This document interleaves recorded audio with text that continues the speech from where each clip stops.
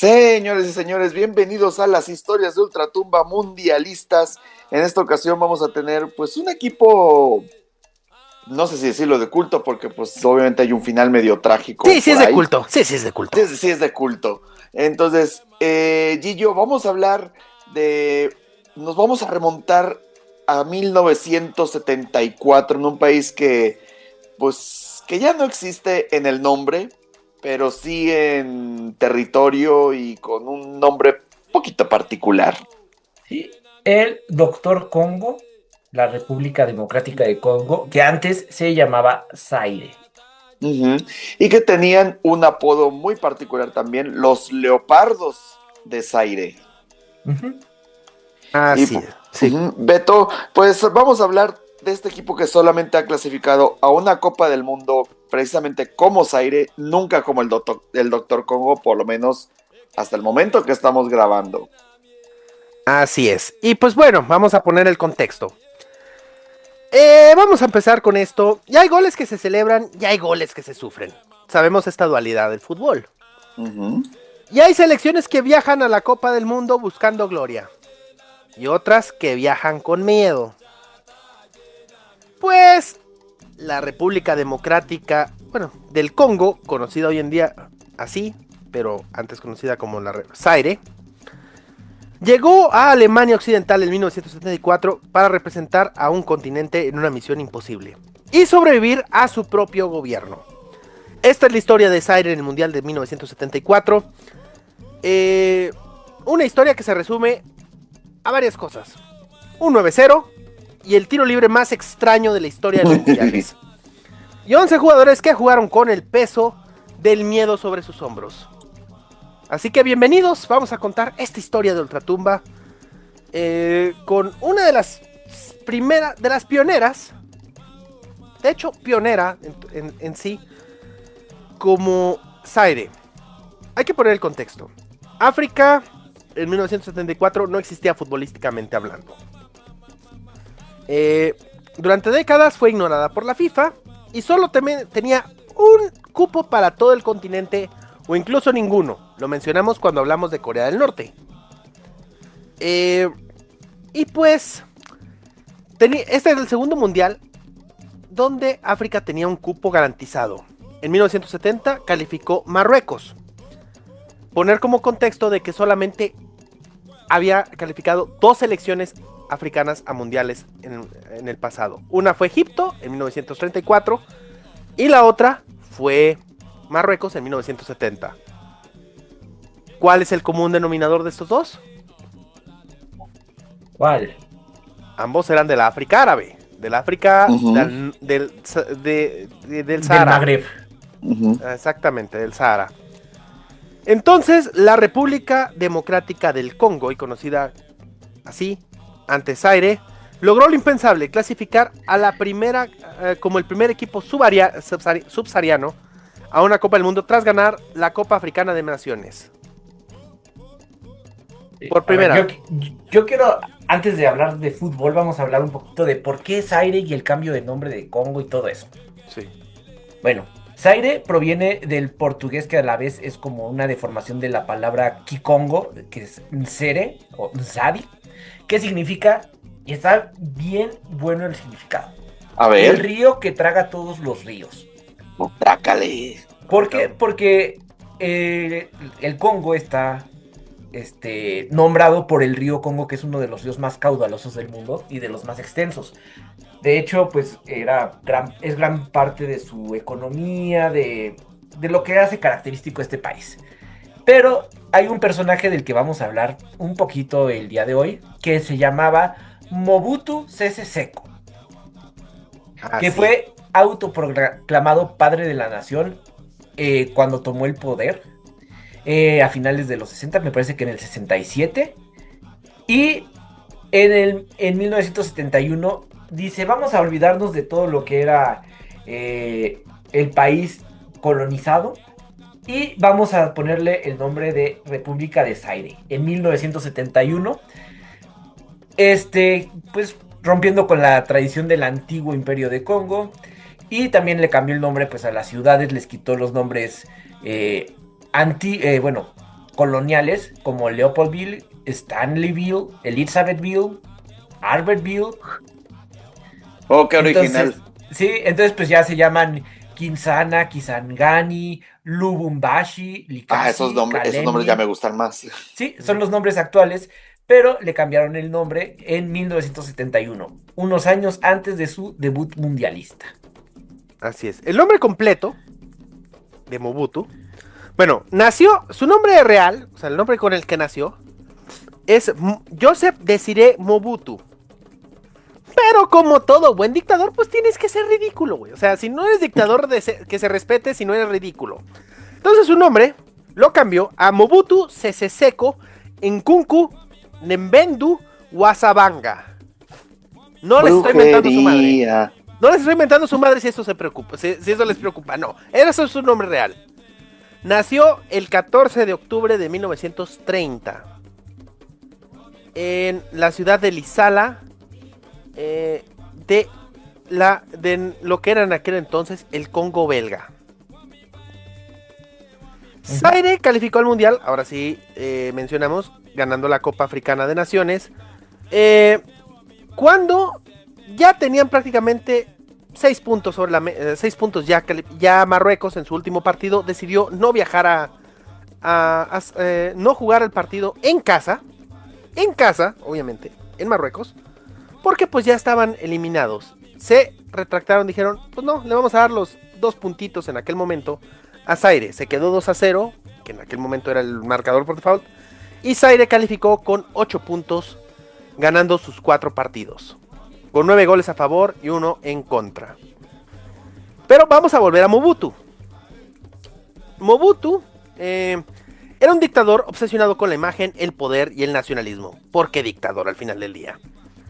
Como dijo Gillo, cambió el nombre del país, prohibió nombres europeos. Y además, en ese 1974, que aprovechó que Zaire calificó a la Copa del Mundo, dijo también, este es un año perfecto para yo darme a conocer ante el mundo. Organizó, justamente para el mes de septiembre, es decir, unos meses después de la Copa del Mundo, un festival de música.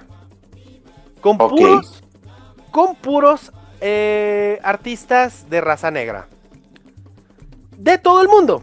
Algunos de los participantes fueron James Brown, Bill Withers y una conocida de nosotros. Caray. ¡Azúcar! Celia Cruz. Así es. Y como cúspide de ese evento, iba a haber una pelea de box. No cualquier pelea de box. ¿Qué le suena Mohamed Ali contra George Foreman por el título mundial de los completos? Trácale, o sea, tuvo todo el festival. Así es. El festival iba a ser en septiembre, pero hubo un problema. George Foreman se cortó en un entrenamiento en Zaire, ya estando en Zaire, y la pelea se tuvo que posponer para octubre, lo que se conocería después como Rumble in the Jungle. Adivina quién era el promotor de esta pelea, aparte. Adivinen quién era el promotor. Ya sé, es el de los Simpson. Don King, exactamente. Que también era de raza negra. Uh-huh. El chiste era promover la solidaridad de la raza negra, tanto en el deporte como en la música. La pelea se hizo en octubre, ganó Muhammad Ali por nocaut. Y bueno, también, eso pasó después del mundial. Vamos a volver al mundial. El fútbol se iba a convertir en una propaganda estatal. Los jugadores no eran futbolistas, eran símbolos del régimen. Mobutu prometió casas, premios y dinero. Pero también, antes de partir a Alemania, les dejó algo muy en claro. El fracaso no era opción. Aquí ya empezamos mal, amigos. Bueno, ahí como que mini valió verga, porque bueno, tú puedes decir, ok, el fracaso no es opción, pero tú puedes decir, bueno, puede tocar un grupo accesible, nos puede tocar ahí, ¿Te parece que para tintes dramáticos no mencionemos al grupo? Por ahora. Sí, por ahora. Por ahora no mencionamos al grupo, vamos a mencionar partido por partido, porque le vamos a dar un tinte más dramático a este podcast. La llegada a Alemania fue un caos. Llegó, el contraste obviamente fue brutal. Estás llegando al primer mundo. Los jugadores no tenían ninguna experiencia internacional, hubo problemas de organización. Cuando llegaron a Alemania, pues resulta que el dinero que les había prometido Mobutu, pues les dijeron que siempre no, que el dinero se los iban a dar después, dependiendo de cómo les fuera en los tres partidos. Es que no llegó el SPEI. Exactamente. Los jugadores, la mayoría de los futbolistas no recibieron los viáticos y algunos amenazaron con no jugar. Algunos, porque esto es una selección africana. Sabemos que esto es normal. No eres selección africana que se respeta. Sí, y si juegas tus partidos. Exactamente. O sea, si juegas normal, organizado, no eres selección africana. O sea, lo tuyo no es. No es el fútbol africano, pues. O sea, sí. no lo entenderías.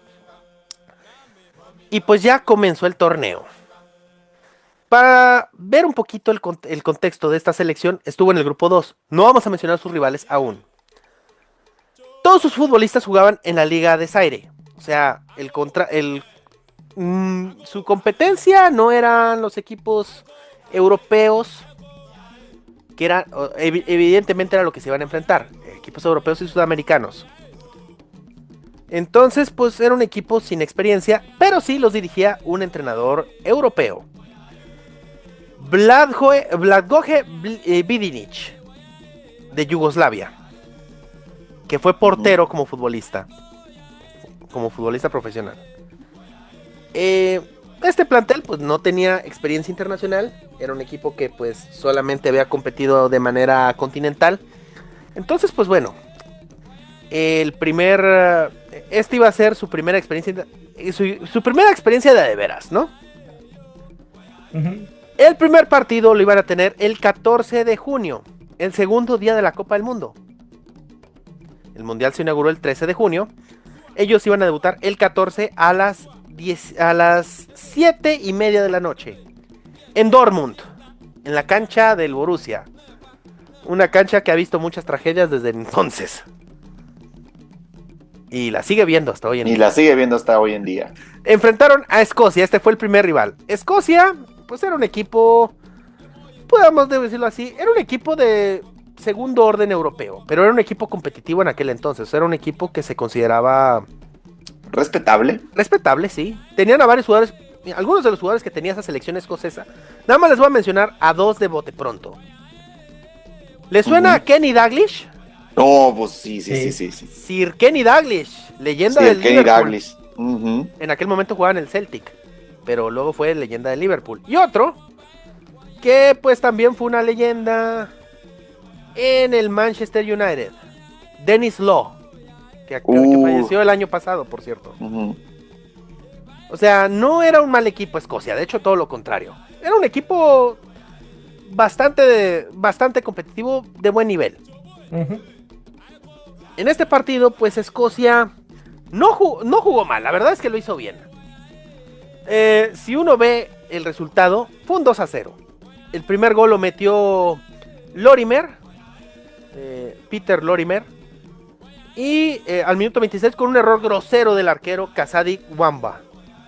Ponícense muy bien este nombre porque va a ser relevante después. Kasadi Wamba. Se come el primer gol. Y luego anota el segundo Joseph Jordan. El Joe Jordan. El 2-0. Así terminó el marcador. 2-0. No es un resultado malo, siendo que es una debutante contra un equipo de buen nivel. Compitió, mostró dignidad y el mundo pensó: África puede competir. Ay, amigos, ¿qué les digo? Hasta aquí algo que quieran decir, porque este partido lo podemos decir con dos, o sea, lo podemos resumir a una sola palabra: ilusión. Sí, porque mira, sin mencionar al grupo, tú puedes decir, ok, no me fue mal con el rival europeo que es de segundo orden, como dices, bueno, en el siguiente me va a ir mejor, pero el problema es ¿quiénes son los siguientes? Así es, el siguiente rival sería Yugoslavia, el equipo del entrenador de Vidinic. Yugoslavia, pues tampoco, era un equipo que incluso se consideraba que era el tercero en el grupo. Se decía que Brasil y Escocia iban a pasar primero. Perdón, ya mencioné el nombre, chingada madre. Ay, Okay. Alberto. Ay, Alberto, el campeón del mundo. Pero era el equipo, en teoría, más accesible de los tres. En teoría, ¿no? Ujú. Pues, amigos, aquí se rompió absolutamente toda la ilusión. Seguían sin llegar los viáticos, a pesar de que cayeron de cara al sol contra Escocia. Mobutu les dijo, pues no, mi ciela, pues no ganaron. O sea, ¿por qué chingados les voy a pagar por no jugar? Por no ganar el partido. O siquiera sacarles un puntito a los escoceses. Por hacerme quedar mal a mí. Pues, si yo no había dinero, ni motivación. Rumores de castigo sí perdían. Al minuto 8 cayó el primero, de Dusko Bajevic. Luego caería el 2-0 por conducto de Sajic. Surjak al minuto 18 mete el 3-0. Y pues en ese momento el entrenador dice: ¿saben qué? Mi portero es el que es la culpa. La culpa es el portero, güey. Siempre Casadi. tiene que culpar al portero, siempre. Sí, como en cierta cascarita llanera. Exactamente. Y a Vidinic se le ocurrió que era buen momento para sacar del campo a Casadi Muamba. Al minuto 21, después de comerse 3 goles. Y entró de cambio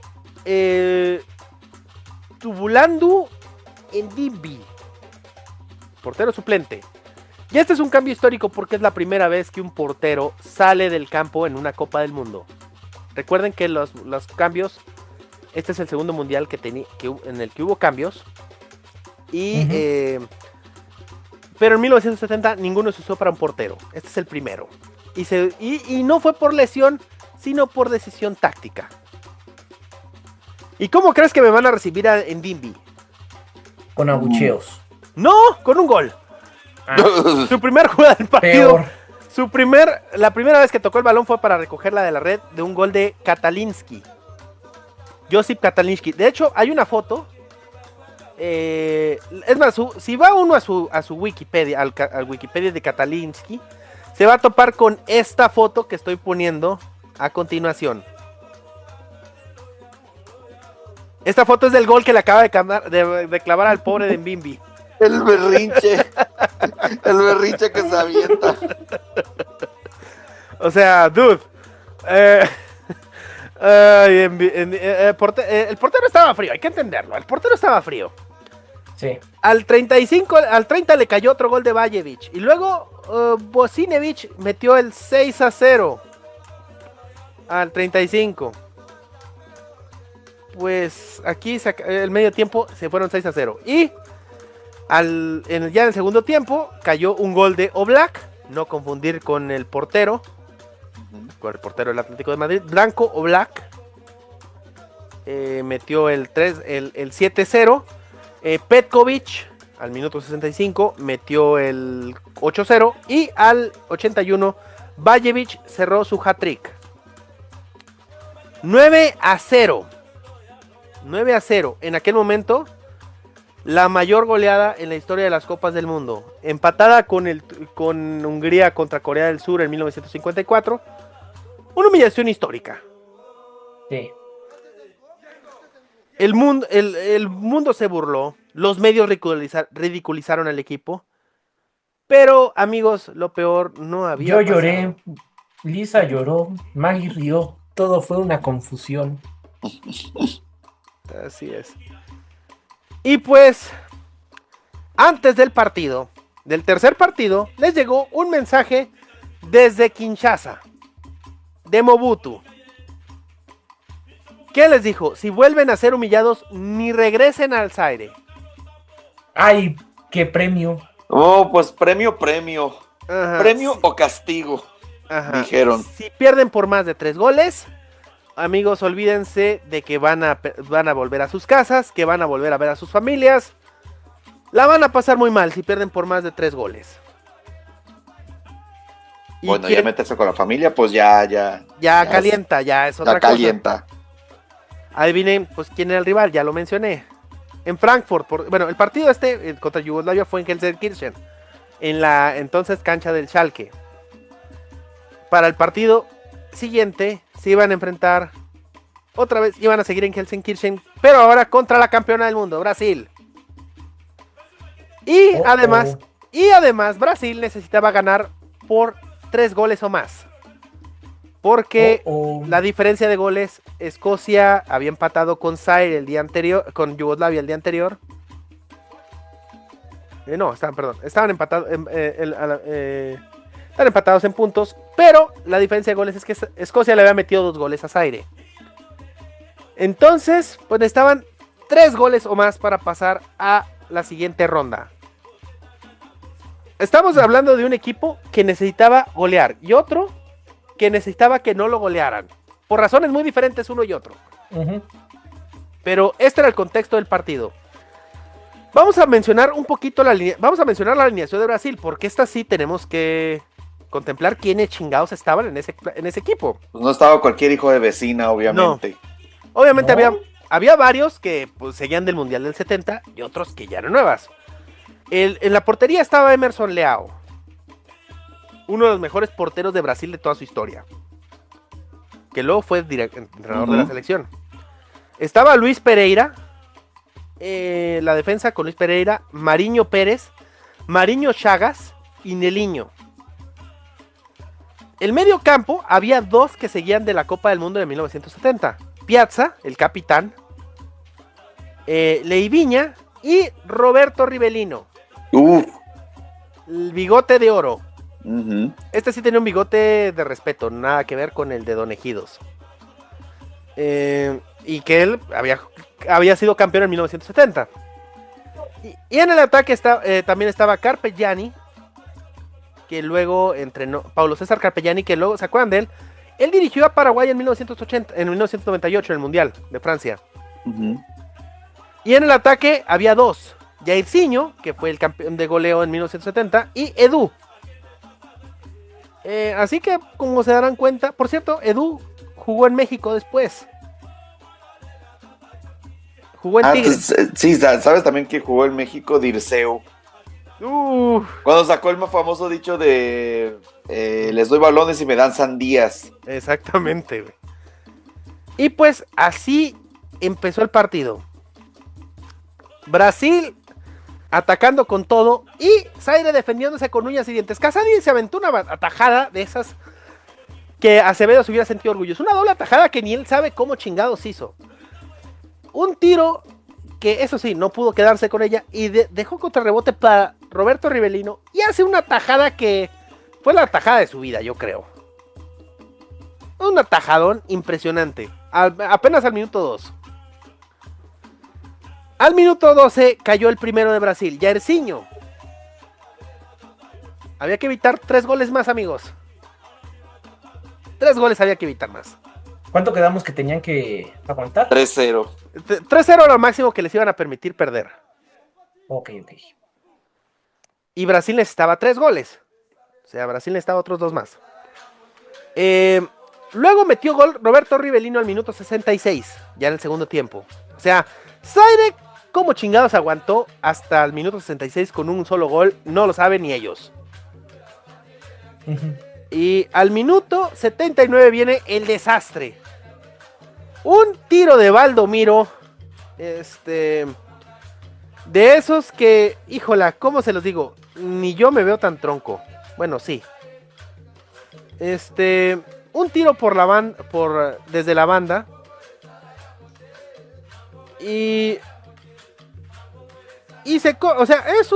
Busca un centro realmente, o sea, busca centrar, no creo que buscara tirar, o sea, es un tiro que ni siquiera va fuerte, basta botando, Casadi quiere embolsarla y se le termina escurriendo debajo de la axila. ¡Ay! 3-0, güey. Ya. Había que aguantar 11 minutos más. 11 minutos más. Ya estaban pidiendo que lo pitara el profe. Ya pítelo. El profe, por cierto, era rumano. Uh-huh. El árbitro era rumano.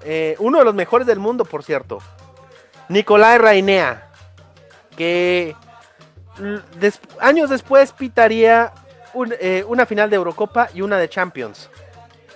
No, pitó dos finales de Champions. Dos finales dos finales de Champions, una de la UEFA. O sea, este no era un árbitro cualquiera. Pero yo creo que en su vida pensó que que iba a ver algo como lo que vamos a describir a continuación. Ujú. Vas 3-0, o sea, obviamente ya no, o sea, ya a estas alturas, Zaire, pues ya lo que quería es que se acabara el puto partido. Y luego viene un tiro libre a favor de Brasil, a unos minutos de acabar. Este podía ser el 4-0, ¿no? Sí. Sí. Pues la barrera se acomoda, pero se veían bastante inquietos todos. Todos los jugadores estaban súper inquietos. Como que ya estaban tratando de adelantarse. Y de pronto Reinea toca su silbato, pues para que ya cobren el balón los brasileños. Iba a tirarlo Rivelino. O sea, la especialidad de la casa, Rivelino. Ujú. Y de pronto, el número 2. Esto estamos hablando a justo 10 minutos de acabar el partido. El lateral de la selección de Zaire, Mwepu Ilunga, que también se le conoce en su país como Alunga Mwepu. En cuanto pita Reinea, se le ocurre irse a tirar. Se le ocurre ir a correr hacia el balón y patearlo lo más lejos que podía. O sea, a ver, si el árbitro pitó, es que el balón está en juego, ¿no? Pues sí. Claro. Eso es lo que yo entiendo. Sí, sí, O sea, es regla básica, o sea, ni siquiera te lo tienen que decir en la escuelita de fútbol, o sea, es como que pues, esto es básico, o sea. Y y la despeja lo más lejos que pueda. Casi le revienta la cara a Rivelino. O sea, Rivelino, eso sí, tiene unos reflejos impresionantes. O sea, ¿qué chingados acaba de pasar? Le pasó la pelota a un lado de la cabeza, güey. O sea, y se le quedan todos como que, what? Y Reinea, eso sí, pasó un segundo para que se diera cuenta de lo que acaba de pasar. O sea, como que, dude. Lo primero que hace es llevarse la mano al bolsillo y sacar tarjeta amarilla en Mwepu. Le saca la tarjeta amarilla por patear la pelota antes de que Rivelino cobrara el tiro de libre. ¿Tú lo culpas? No, la verdad no. ¿Lo juzgas? No, tampoco. Tampoco. Los comentaristas, básicamente el único relato que sobrevive de este partido es el relato de Inglaterra, de la BBC. Y los narradores estaban sorprendidos porque Mwepu parecía que no sabía lo que estaba pasando y por qué lo amonestaron. O sea, la reacción de él es de sorpresa porque lo amonestó Reinea. Años después, Mwepu, en una entrevista, comentó que el güey sabía las reglas. Que él pretendió no saber las reglas, pero él sí sabía. Lo que estaba tratando de hacer es que el árbitro lo expulsara. Y hacer tiempo. Y hacer tiempo, exactamente. Y como una protesta hacia el gobierno. Porque no les habían pagado lo que les habían prometido. Y pues hasta aquí el tiro libre se cobró, Rivelino lo estrelló a la barrera. Entonces ya no pasó nada. Amigos, el partido, de mi agrado informarles que el partido acabó 3-0. La jugada, el mundo la tomó con una broma, pero, como ya vimos después, se trataba de miedo, pánico, desesperación, y intentaban evitar otro gol a cualquier costo. Y aquí viene el Guillo, diciendo, pues los juzgamos. No. ¿Lo criticamos? Tampoco. Exactamente. Digo, si no sabes el contexto, pues pueque. Pero ya sabemos que no. Entonces, pues, Zaire en 1974 fue una vergüenza futbolística. No lo fue nada más eso. Fue una tragedia humana. Fue el ejemplo de lo que pasa cuando el deporte se usa como un arma política y cuando los jugadores pagan el precio. Don Alberto, usted es un poeta. Zaire regresó a casa en silencio. No hubo homenajes, no hubo premios y algunos jugadores cayeron en el olvido. Otros vivieron en la pobreza. Muchos nunca volvieron a hablar públicamente, hasta unos años después que Mobutu fue derrocado. Bendito sea el Señor. Y cuando lo hicieron contaron toda esta verdad que les estamos diciendo. Esto solamente fue el comienzo. A partir de Zaire, África jamás volvió a ser ignorada.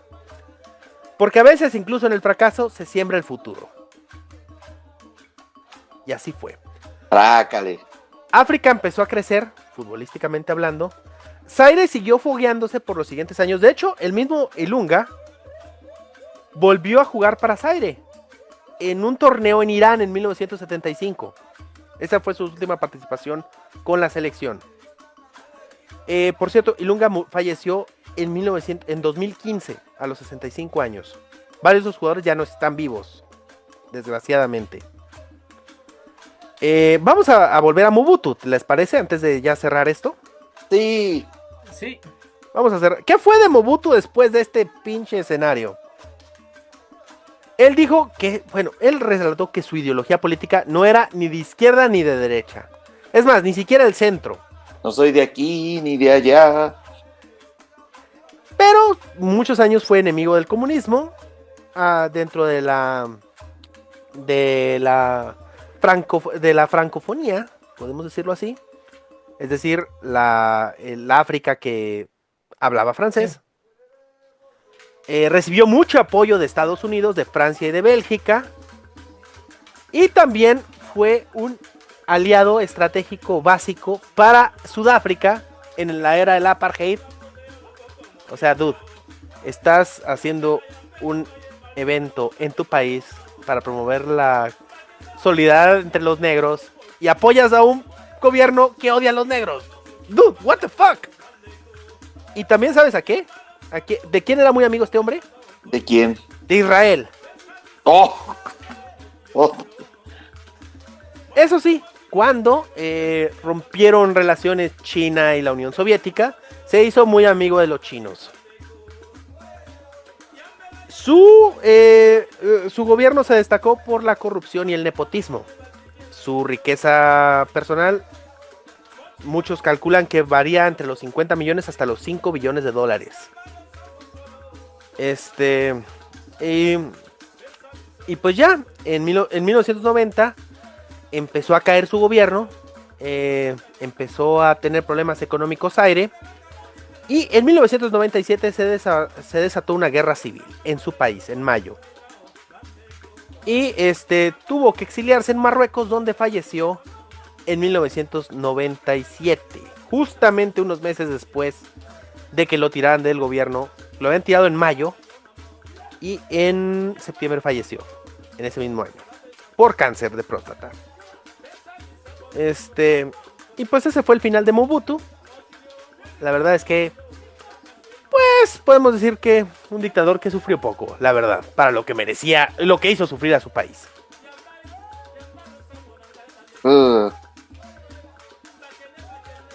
Y pues Zaire podría volver a una Copa del Mundo en este año, 2026, porque estará en el repechaje como República Democrática del Congo. Jugará en Guadalajara, amigos. Así que un aplauso a la República Democrática del Congo, que todavía conserva su apodo como de los leopardos. De los leopardos, exactamente. Es uno de los mejores apodos. Eso sí, su uniforme ya cambió, ya no es verde, como salieron en el Mundial de Alemania, sino que ahora es azul celeste. Y que le cueste. Exactamente. Y yo no sé si quieran decir algo más ya para irnos. Bueno,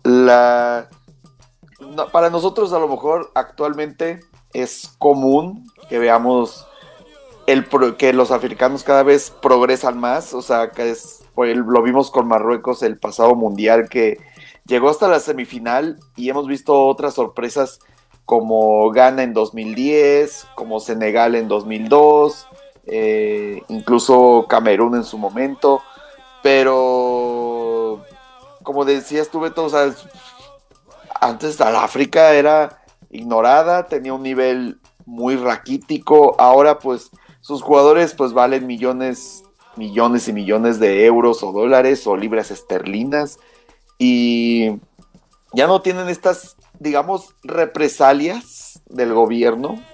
Digo, todavía sigue habiendo gobiernos dictatoriales en África, pero creo que ya no son tantos como en esos tiempos.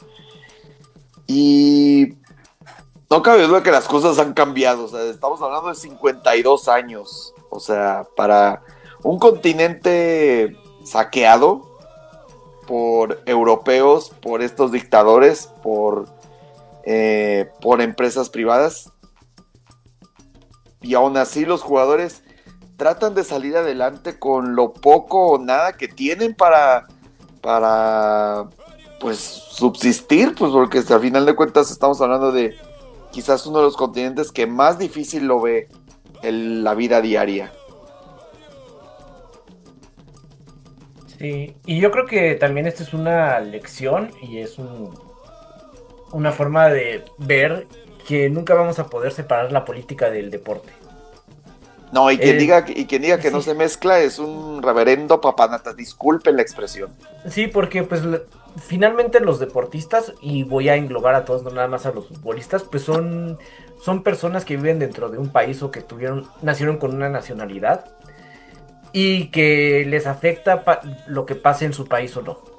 Ya sea que se vayan desde muy chicos a otro país y tengan una doble nacionalidad, una doble vida, siempre van a tener esas raíces. Y vemos aquí con este caso de Zaire, como vimos con los coreanos la ocasión anterior. eh, Estos futbolistas no nada más están representando al dictador que los llevó, de cierta forma, sino que están representando a pues todos esos millones de personas que no tienen una voz.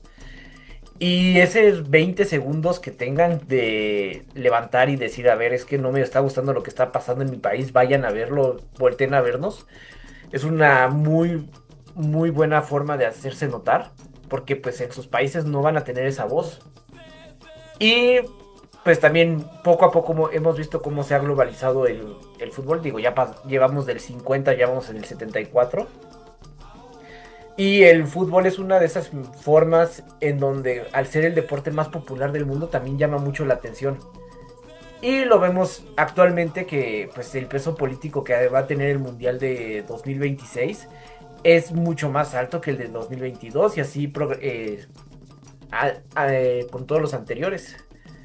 Entonces pues es una forma de ver qué es lo que pasaba en ese momento y pues qué bueno que se pudo saber la verdad, porque imagínate, tú estás en el 74 y ves que patean el balón así y dices, a ver, ¿qué está pasando? No, pues es porque tenían una presión mucho más grande que muchísimos de los futbolistas que estuvieron en ese mundial. Ujú. Y pues bueno, eso fue todo en nuestras historias de Ultratumba. Acompáñenos en la próxima emisión. Va a haber putazos, advierto. Así es. ¡Vámonos! Vámonos.